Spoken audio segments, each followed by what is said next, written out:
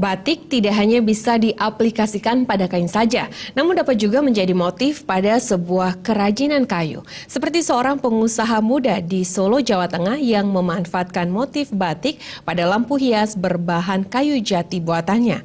Bahkan berkat idenya ini, produknya mampu menembus pasar mancanegara.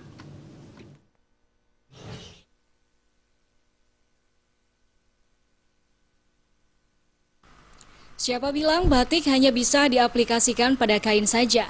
Di kota Solo, Jawa Tengah, seorang pengusaha muda menggunakan motif batik sebagai desain utama lampu hias yang berbahan kayu jati.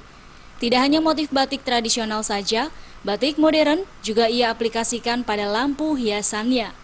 Meski demikian, kerumitan proses pembuatan lampu hias batik ini juga tak kalah dengan membatik tulis pada kain.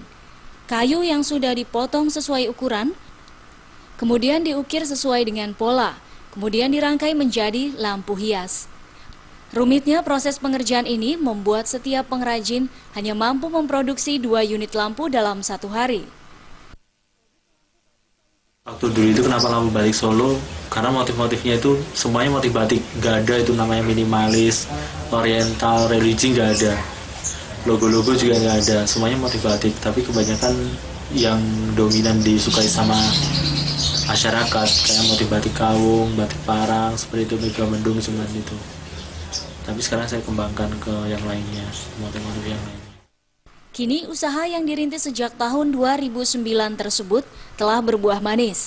Produk lampu batik kayu jati tak hanya laku di pasar lokal saja, namun juga mampu menembus pasar luar negeri seperti Jepang, India, Kanada, dan Jerman dengan harga antara Rp150.000 hingga Rp2 juta.